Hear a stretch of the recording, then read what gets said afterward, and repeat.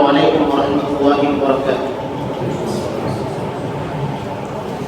ان الحمد للہ نحمده ونستعینه ونستغفره ونعوذ باللہ من شرور انفسنا ومن سیئات اعمالنا من يهد الله فلا مضل له ومن يضلل فلا هادي له واشهد ان لا اله الا الله وحده لا شريك له واشهد ان محمدا عبده ورسوله اما بعد فإن خير الحديث كتاب الله وخير الهدي هدي محمد صلى الله عليه وسلم وشر الأمور محدثاتها وكل محدثة بدعة وكل بدعة ضلالة وكل ضلالة في النار.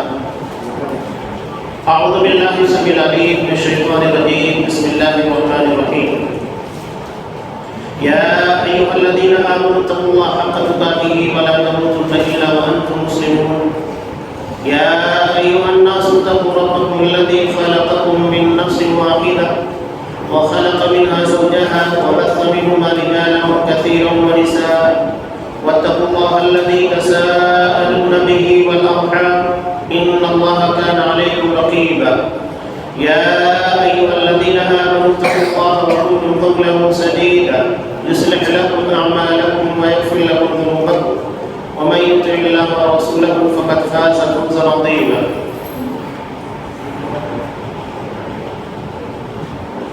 وقال والله يدعو إلى دار السلام ويهدي من يشاء إلى صراط مستقيم. وقال وكذلك أوحينا إليك روحا من أمرنا ما كنت تدري ما الكتاب ولا الإيمان ولكن جعلناه نورا نهدي به من نشاء من عبادنا وإنك لتهدي إلى صراط مستقيم صراط الله الذي له ما في السماوات وما في الأرض ألا إلى الله تصير الأمور. وعن أبي هريرة رضي الله تعالى عنه قال قال رسول الله صلى الله عليه وسلم ذروني ما تركت فإنما هلك من كان قبلكم بكثرة سؤالهم واختلافهم على أنبيائهم وإذا أمرتكم بشيء فأتوا منه ما استطعتم وإذا نهيتكم عن شيء فانتهوا. رواه ابن ماجه في المقدمة في باب اتباع سنة رسول الله صلى الله عليه وسلم. تمام قسم کی تعریفات اللہ رب العالمین وحدہ لا شریک کے لیے لائق و سیما ہے جو ساری کائنات کا تنہا خالق و مالک ہے، اور بے شمار درود و سلام اللہ کے آخری نبی جناب کریم محمد رسول اللہ صلی اللہ علیہ وسلم کی ذات مقدسہ پر. محترم سامعین، عزیز ماں، خطبہ رسولہ کے فوراً بعد میں نے ایک چھوٹی سی آیت آپ کے سامنے تلاوت کی، سورہ مسلم. اللہ فرماتا ہے واللہ یدعو الی دار السلام.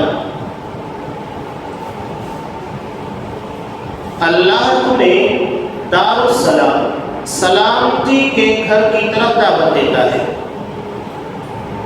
وَيَهْدِي مَن يَشَاءُ إِلَى صِرَاطٍ مُسْتَقِيمٍ، اور وہ جسے چاہے اسے صراط مستقیم کی طرف ہدایت دیتا ہے. دار السلام کیا ہے؟ الحمدللہ آج ہم جس مسجد میں بیٹھے ہیں وہ بھی دار السلام ہے، لیکن قرآن مجید کی اس آیت میں دار السلام کا مطلب کیا ہے؟ مفسرین نے اس کا مطلب بیان کیا ہے جنت. اللہ جنت کی طرف دعوت دے رہا ہے. اچھا، یہ جنت سلامتی کا گھر کیسے ہے؟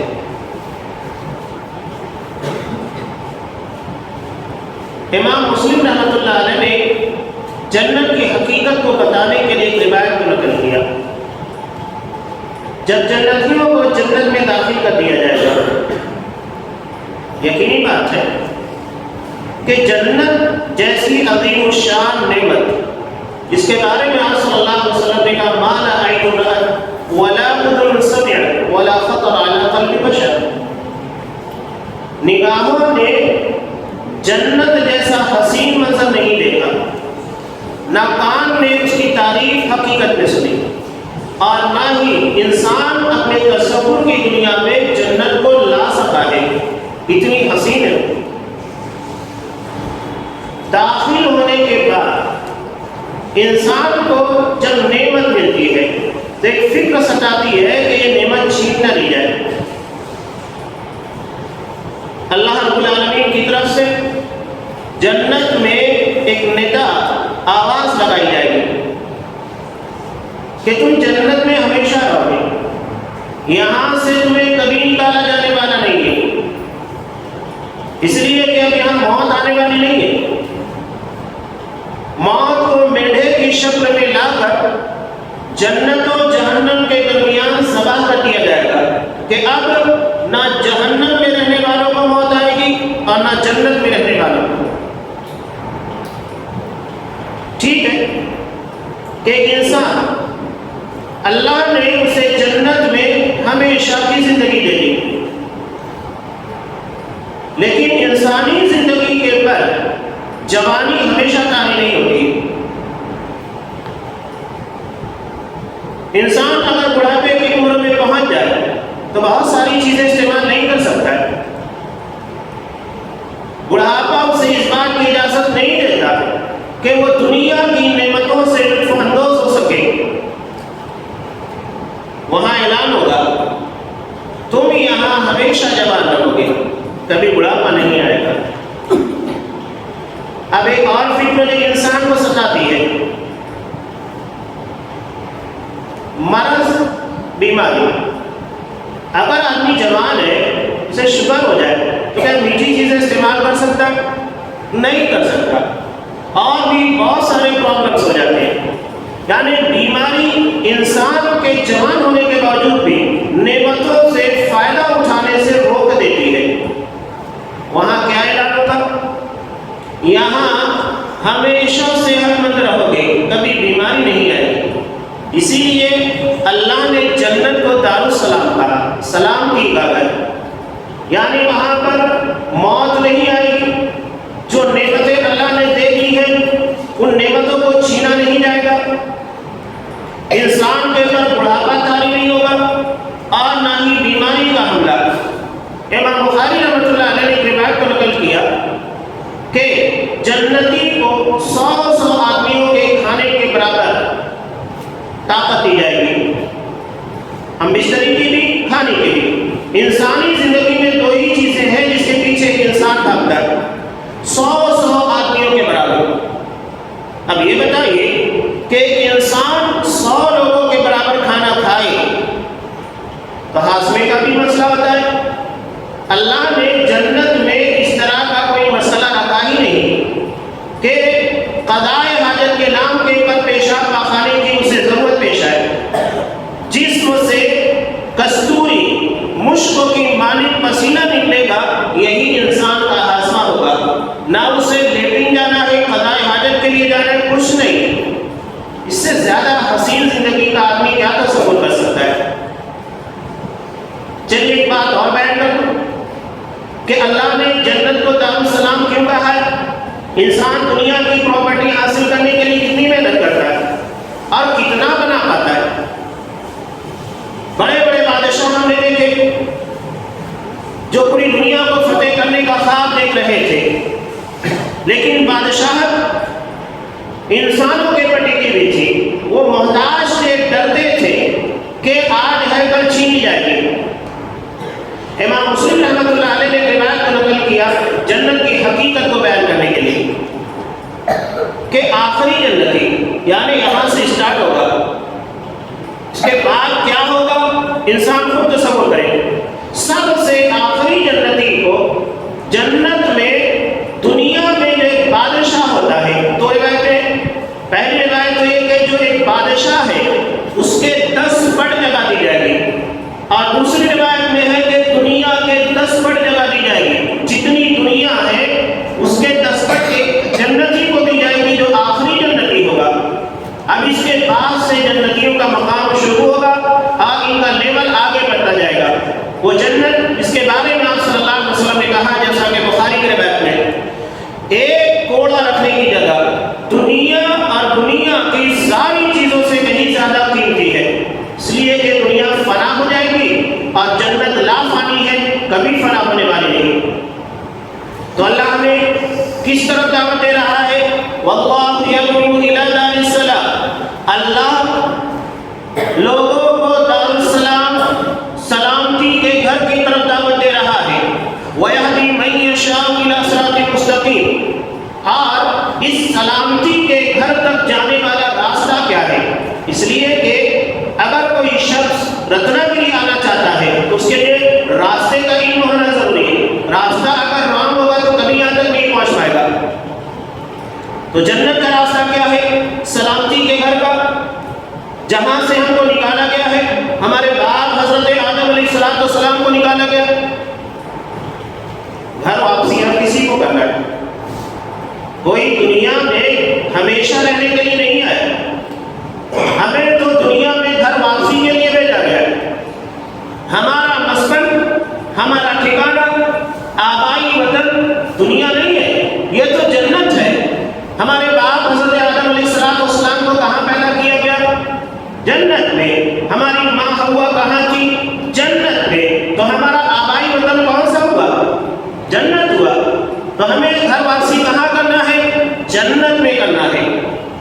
تو اس جنت تک جانے کا راستہ کیا ہے؟ صراط مستقیم۔ تو اللہ نے کہا کہ اللہ تمہیں دار السلام جنت کی طرف دعوت دے رہا ہے اور اس کا راستہ صراط مستقیم ہے، لیکن اللہ ہر کسی کو راستہ نہیں بتاتا ہے۔ جو اس قابل ہوتا ہے اسے اس راستے کا پتہ بتایا جاتا ہے کہ جو اس راستے کے پر چلنے کی ہمت، جسارت اور قوت رکھتا ہے، عزم اور حوصلہ رکھتا ہے۔ اس راستے کے پر چلنا آسان کام نہیں ہے۔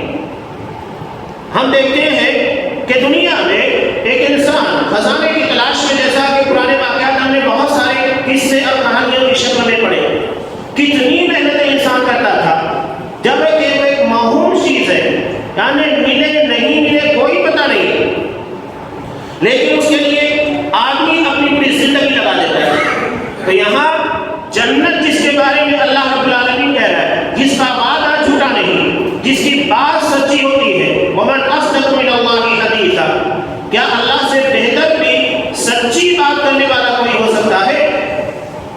تو یہ اس کا فرمان ہے، اس کا وعدہ ہے، إِنَّ اللَّهَ لَا يُخْلِفُ الْمِيعَادَ، اللہ اپنے وعدے کے خلاف کبھی کوئی کام نہیں کرتا۔ تو اللہ ہمیں اس جنت کی طرف دعوت دے رہا ہے، ہدایت دے رہا ہے صراط مستقیم کے ذریعے۔ روزانہ فرض نمازوں کی 17 رکعتوں کے اندر ہم اللہ سے کیا دعا مانگتے ہیں؟ اهدنا الصراط المستقیم، ہمیں سیدھے راستے کی ہدایت دے۔ ہدایت بہت قیمتی شے ہے۔ جنت میں جانے کے بعد منچاہی زندگی ہوگی، وہاں پر آدمی کو کسی بھی حکم کی تعمیل نہیں کرنا ہے، نہ کسی کے حکم کا پالن کرنا ہے۔ قرآن مجید کہتا ہے سورہ زخرف میں وَفِيهَا مَا تَشْتَهِي الْأَنفُسُ، جنت میں انسان کا جو جی چاہے وہ ملے، جو جی چاہے۔ اب انصار کھیتی باڑی کرنے والے شیخ کریم تھے، انہوں نے نبی کریم صلی اللہ علیہ وسلم سے کہا کہ اللہ کے رسول کیا ہمیں جنت میں کھیتی کرنے کے لیے دیا جائے گا؟ کہا کہ ہاں، اگر تم چاہو گے تو اللہ تمہیں کھیتی کرنے کے لیے بھی دے گا، اس لیے کہ وہ من چاہی زندگی ہے، وہاں نہ عبادت ہے اور نہ کسی قسم کی پابندی۔ کہنے والا بڑی پیاری بات کہتا ہے کہ اگر مرنے کے بعد کی زندگی کو من چاہی بنانا چاہتے ہو، جیسا آپ کا جی چاہتا ہے، تو دنیا کی زندگی کو رب چاہی بنائیے جیسا رب چاہتا ہے۔ اب کتنی چھوٹی سی زندگی ہے، انسان اگر زندگی کی 30 40 50 60 بہاریں دیکھ چکا ہے، پلٹ کر اپنے ماضی کی طرف دیکھتا ہے، ایسا لگتا ہے کہ لمحے بھر میں زندگی کے پورے واقعات گزر چکے ہیں۔ احساس نہیں ہوتا ہے کہ ہم نے زندگی کی اتنی بہاریں، اتنے سال نہیں بتا دیے، احساس تک نہیں ہوتا ہے۔ تو اگر ہم نے اپنی دنیاوی زندگی کو رب چاہی جیسا اللہ چاہتا ہے، اس کے حکموں کے مطابق بنایا، تو مرنے کے بعد کی زندگی کیسی ہوگی؟ من چاہی۔ لیکن اگر ہم نے دنیاوی زندگی کو من چاہی بنایا، جیسا ہمارا جی چاہتا ہے ویسا کریں گے، جو جی چاہتا ہے وہ کھائیں گے، جیسا من میں آتا ہے ویسی تجارت کریں گے، حلال و حرام، ظلم و ستم، جائز و ناجائز، صحیح غلط کی تفریق ہمارے نصیب میں مانا ہے۔ ہم اپنی زندگی کو من چاہی گزارنا چاہتے ہیں، تو پھر مرنے کے بعد کی زندگی کیسی ہوگی؟ رب چاہی، جیسا رب چاہے گا ویسی زندگی ملنے والی ہے۔ بیوقوف ہے وہ انسان جو ہمیشہ کبھی نہ ختم ہونے والی لافانی زندگی کو کے تعمیر کرنے کے بجائے اور اس جگہ کے پر من چاہی زندگی حاصل کرنے کے لیے اپنی دنیا کو قربان نہیں کرتا۔ اصحاب کرام بہت جینیس تھے، بہت ذہین تھے کہ انہوں نے نبی کریم صلی اللہ علیہ وسلم سے کہا اسی جنت کو پانے کے لیے جو مال آپ ہم سے لیں گے وہ ہمارے لیے پیارا ہوگا، کہ وہ اللہ کی راہ میں اللہ کے راستے میں قبول کر لیا گیا، اور جو مال آپ نہیں لیں گے وہ ہمارے لیے ناپسندیدہ ہوگا، کہ اس مال کے ذریعے اللہ کے رسول نے ہمارے مال کو اللہ کے راستے میں نہیں لگایا، وہ مال اللہ کی راہ میں جنت تک جانے کے لیے قبول نہیں کیا گیا۔ راتوں کی نیند کو قربان کیا، اپنی بیویوں کو بیوہ کیا، بچوں کو یتیم کیا، اسی لیے نا تاکہ اللہ کی اس جنت تک، اللہ کی رضا تک پہنچ سکے اور مرنے کے بعد کی زندگی کو منچاہی بنا سکے۔ تو ہم کہاں کے ہیں؟ ہمارا آبائی وطن کیا ہے؟ جنت، اور وہاں جانے کے لیے صرف ایک آئیڈینٹی کارڈ لگے گا جس کو توحید سے تعبیر کیا گیا، شرک سے بچنا بھی سے کہا جاتا ہے۔ اگر یہ چیز ہے تو اللہ رب العالمین کی جنت ہمارا انتظار کر رہی ہے۔ امام ترمذی رحمۃ اللہ علیہ نے کتاب الآباد میں حضرت انس رضی اللہ تعالیٰ عنہ سے روایت کو نقل کیا، جو حدیث قدسی ہے، یعنی اس حدیث میں رسول اللہ صلی اللہ علیہ وسلم روایت کو اللہ رب العالمین سے بیان کرتے ہیں۔ آپ صلی اللہ علیہ وسلم کہتا رب العالمین ارشاد فرماتا ہے، تین اہم باتیں اس حدیث کے اندر ہیں جو بندے کو خطاب کر کے رب العالمین کہتا ہے، اور اس پیغام کو آپ صلی اللہ علیہ وسلم کی زبانی امت تک پہنچا دیا گیا ہے۔ اللہ ارشاد فرماتا ہے، یا ابن آدم انک ما دعوتنی ورجوتنی غفرت لک علی ما کان فیک ولا ابالی۔ آدم کی اولاد، یقیناً جو کچھ تم مجھ سے مانگے گا، جو امیدیں وابستہ کرے گا، وہ ساری چیزیں میں تجھے عنایت کرنے والا ہوں۔ غفرت لک علی ما کان فیک ولا ابالی، میں تجھے بخش دوں گا، مجھے کوئی فکر نہیں ہے۔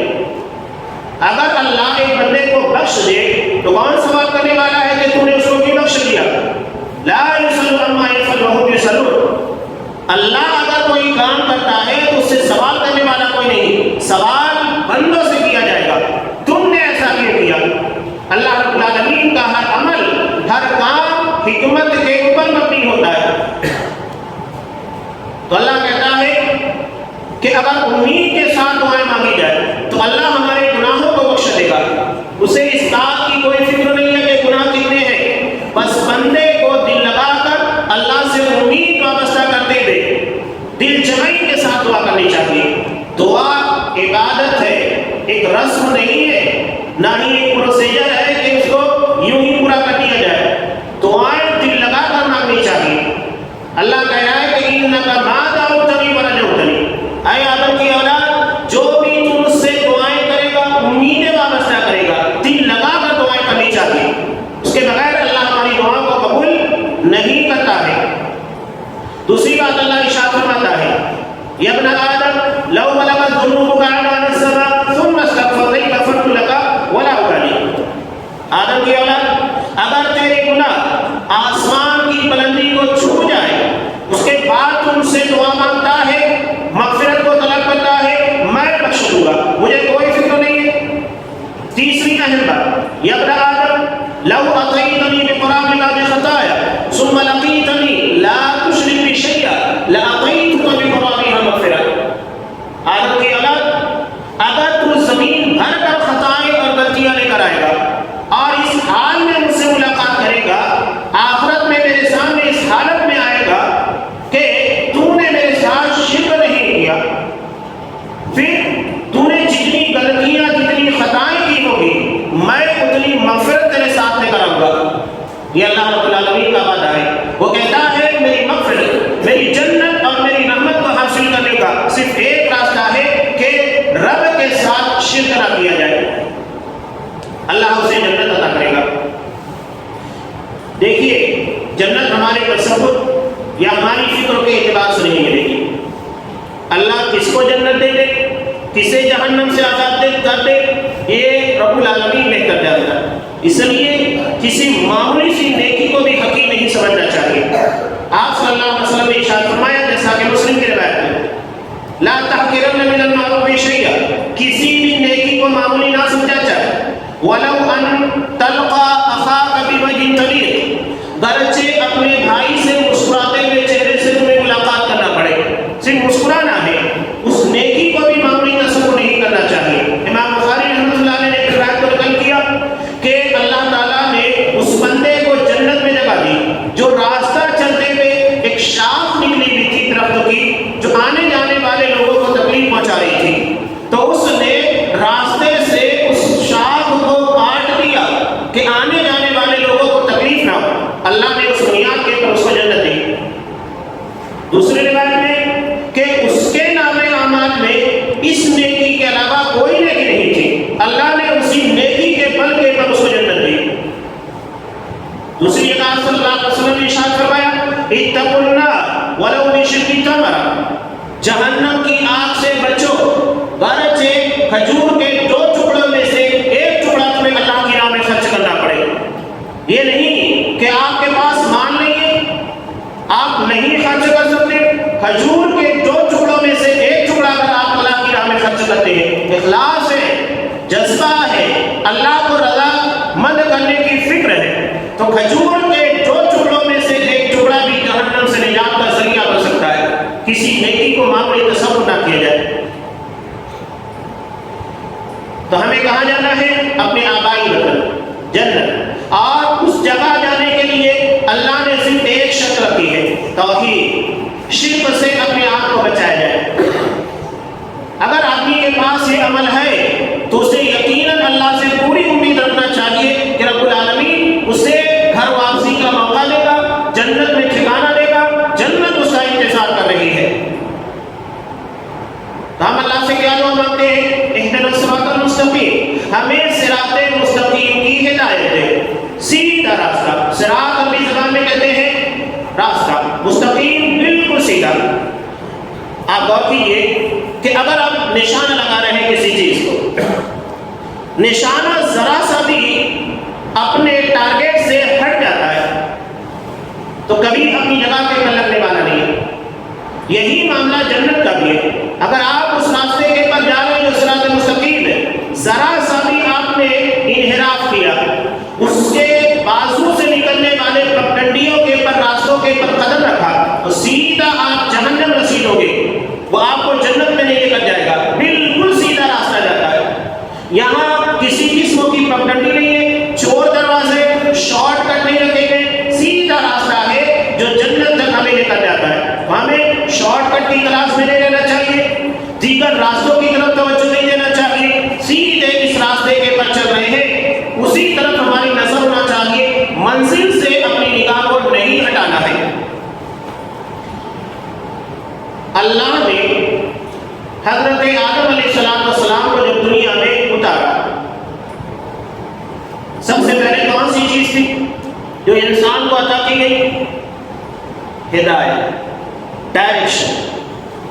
اللہ فرماتا ہے کُلُّ اهْبِطُوا مِنْهَا جَمِيعًا، سب یہاں سے جنت سے نکل کر زمین کی طرف چلے جاؤ۔ فَإِمَّا يَأْتِيَنَّكُم مِّنِّي هُدًى، اب میری طرف سے ہدایت آئے گی تو جو میری ہدایت کی پیروی کرے گا، میری ہدایت ڈائریکشن کے مطابق چلے گا، تو اس کے لیے کوئی خوف اور کوئی فکر نہیں ہوگی۔ تو اللہ نے زمین پر اتارنے کے فوراً بعد ہدایت نازل کی، اور قرآن سب سے بڑی ہدایت ہے اللہ رب العالمین کی، جو ہمیں کس جانب لے کر جاتا ہے؟ جنت کا راستہ بتاتا ہے۔ یہ رسول کے ذریعے بتایا جاتا ہے۔ قرآن حدیث کا راستہ صراط مستقیم ہے۔ حضرت ہود علیہ السلام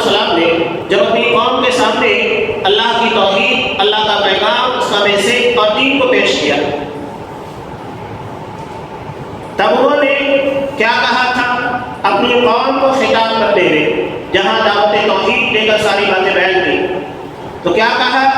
ان ربی علی صراط مستقیم، میرا رب صراط مستقیم پر ہے، یعنی جو صراط مستقیم پر چلے گا وہی رب العالمین کو پا پائے گا، ورنہ رب سے ملنے والا نہیں ہے.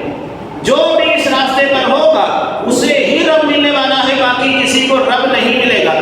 تو جب رب نہیں ملے گا تو رب کی جنت کہاں سے ملے گی؟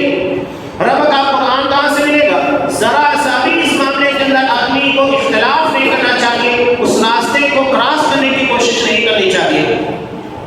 چلیے اس حقیقت کو میں آپ کے سامنے مزید بہتر انداز میں واضح کرنے کے لیے نبی کریم صلی اللہ علیہ وسلم کی ایک حدیث پیش کر رہا ہوں، جسے امام ابن ماجہ رحمۃ اللہ علیہ نے اپنی کتاب کے مقدمے میں حضرت جابر بن عبداللہ رضی اللہ تعالیٰ عنہ سے روایت کیا. کہتے ہیں کنا عند النبی صلی اللہ علیہ وسلم فخط خطا وخط خطين عن يمينه وخط خطين عن يساره ثم وضع يده على الخط الأوسط فقال هذا سبيل الله ثم تلا هذه الآية وأن هذا صراطي مستقيما فاتبعوا ولا تتبعوا السبل فتفرق بكم عن سبيله.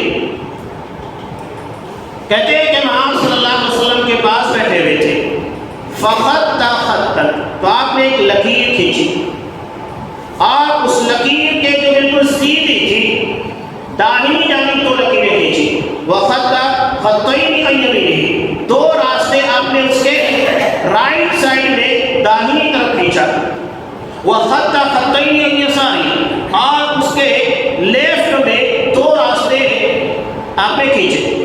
اس کے بعد آپ نے کس کے پر اپنا ہاتھ رکھا؟ جو خط الاوسط تھا، بیچ میں صراط مستقیم تھا، کہا کہ ھذا سبیل اللہ، یہ اللہ کا راستہ ہے. یعنی اس راستے کے پر چلنے کے بعد آدمی اللہ رب العالمین تک وسلم کا طریقہ کار ہے.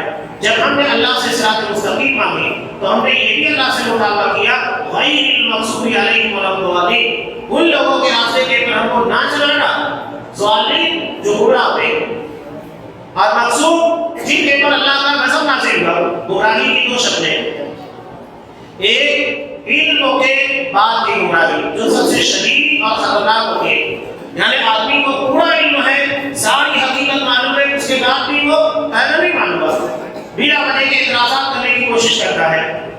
اور دوسری گمراہی بغیر علم کی ہے. یہودیوں کے پاس علم بہت تھا.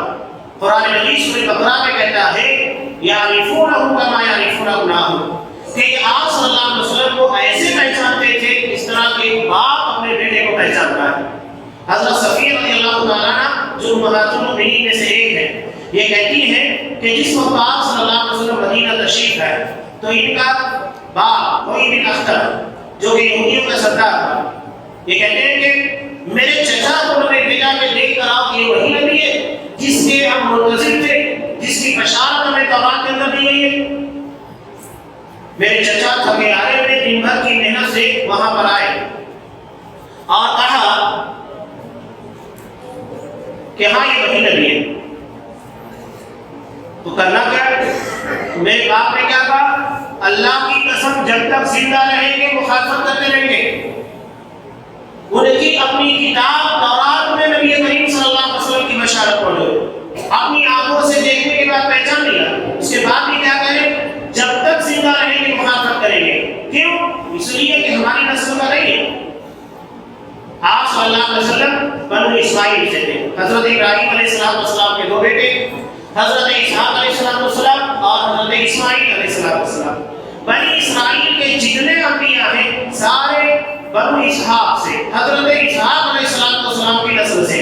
صرف ایک نبی اللہ نے حضرت اسماعیل علیہ السلام کی نسل سے محمد رسول اللہ صلی اللہ علیہ وسلم کو مبعوث کیا. کیا فرق ہے؟ حضرت ابراہیم علیہ السلام کے اوپر تو سب ایک ہی ہو جاتے ہیں، جس کے اوپر نہ یہودیوں کے اختلاف نہ نصرانیوں کے اختلاف. لیکن وہاں سے جب دو بیٹے حضرت اسحاق اور حضرت اسماعیل علیہ السلام ہوتے ہیں تو وہاں اختلاف کیا جا رہا ہے. یہ گمراہی کی بدترین شکل ہے. کہ آدمی جان بوجھ کر گناہی کے راستے کے پر چلے، یہ آدمی کبھی ہدایت نہیں قبول کرتا ہے، بہت کم چانسز ہوتے ہیں۔ اسی لیے آپ دیکھیے یہودیوں میں اسلام قبول کرنے والوں کی تعداد بہت کم ہے، اس کے مقابل نصارہ کرسچن لوگ اسلام قبول کرنے میں بہت آگے نظر آئیں گے، اور آج بھی بڑی تعداد میں اسلام کو قبول کر رہی ہے۔ تو گمراہی کی دو شرطیں جس سے بچنے کی ہمیں تلقین کی گئی ہے، اور اللہ سے مطالبہ کرتے ہیں کہ ان لوگوں کی طرح ہم بنا کریں جو شدید گمراہی امت محمدیہ کے اندر ہے۔ یہ گمراہی یہودیوں کی طرح ہے۔ مولانا کلام آزاد رحمۃ اللہ علیہ فرماتے ہیں سونے والے تین طرح کے ہوتے ہیں، ایک ہلکی نیند کا ہوتا ہے، آپ ذرا سی آواز کریں گے فوراً بیدار ہو جاتے ہیں، ایک گہری نیند کا ہوتا ہے، آپ تھوڑا سا جھنجھوڑیں گے تو بیدار ہوگا، اور تیسرا سونے کا ناٹک کرتا ہے، سوتا نہیں ناٹک کر رہا ہے، تو آپ اسے لات بھی ماریں گے، ایک بالٹی پانی ملا کر ڈالتے ہوئے نہیں اٹھے گا، اس لیے وہ ناٹک کر رہا ہے۔ تو آج امت محمدیہ کی اکثریت وہی ناٹک کر رہی ہے سونے کا، سب کچھ علم ہے، علم اتنا عام ہو چکا ہے، آپ کے موبائل کے اندر پورا مکتبہ قرآن حدیث کی پوری کتاب موجود ہے، ایک ایک مسئلہ تمہارے ہاتھوں کے اندر ہے، اس کے بعد بھی ہم کہیں کہ نہیں ہم کو معلوم نہیں ہے، ہم جاہل ہیں، ہمیں قرآن حدیث کا علم نہیں، کیسے کہیں گے؟ تو ہم سونے کا ناٹک کرنے والے، گمراہی کا ناٹک کر رہے ہیں، اس سے بڑی جہالت اور کچھ نہیں ہو سکتی۔ جو دعا ہم نماز کی 17 رکعتوں میں جو کہ فرض نماز ہے اور اس کے علاوہ سنت ہے، نفل ہے، اس کے اندر مانگا کرتے ہیں، بڑی اہم اور پیاری دعا ہے کہ اہدنا الصراط المستقیم، ہمیں صراط مستقیم کی توفیق دے، ہدایت دے۔ علامہ البانی رحمۃ اللہ علیہ کہتے ہیں الطریق الی اللہ طویل، اللہ تک پہنچنے کا راستہ بڑا طویل ہے، بڑی محنت کرنی پڑتی ہے آپ کو۔ وَنَحْنُ نَمْضِي فِيهِ كَالسُّلَفَاءِ، اور ہم اس کے پر کچھوے کی چال چل رہے ہیں۔ لَيْسَتِ الْغَایَةُ أَن نَّصِلَ إِلَىٰ نِهَایَةِ الطَّرِیق، مقصد یہ نہیں ہے کہ ہم اس راستے کو کراس کر جائیں، وَلَٰكِنَّ الْغَایَةُ أَن نَّمُوتَ وَنَحْوَلَ الطَّرِیق، مقصد یہ ہے، مشن یہ ہے اور ٹارگٹ یہ ہے کہ موت اسی راستے میں بنانا چاہیے۔ اللہ سے ہم نے صرف صراط مستقیم مانگی ہے، صراط مستقیم کو کراس کرنا نہیں مانگا ہے، تاکہ صراط مستقیم پر چلنے کی توفیق دے۔ اسی بات پر علامہ البانی رحمۃ اللہ علیہ کہہ رہے ہیں کہ مقصد یہ نہیں ہے کہ اس راستے کو کراس کیا جائے، مقصد یہ ہے کہ اس راستے کے پر موت آنا چاہیے جو صراط مستقیم ہے، اس راستے کے پر سے ہٹ کر نہیں آنا چاہیے۔ اللہ رب العالمین ہمیں اس راستے کی، جسے ہم منہج سلف سے تعبیر کرتے ہیں، منہج حدیث سے تعبیر کرتے ہیں، جو قرآن حدیث کا علم ہے، جو ائمہ کا، حضرت امام ابو حنیفہ رحمۃ اللہ علیہ، حضرت امام مالک رحمۃ اللہ علیہ، حضرت امام شافعی رحمۃ اللہ علیہ، اور حضرت امام احمد بن حنبل رحمۃ اللہ علیہ، امام بخاری ہے، امام مسلم ہے، سارے محدثین کا جو مسلک ہے، جو راستہ ہے، وہ صراط مستقیم ہے۔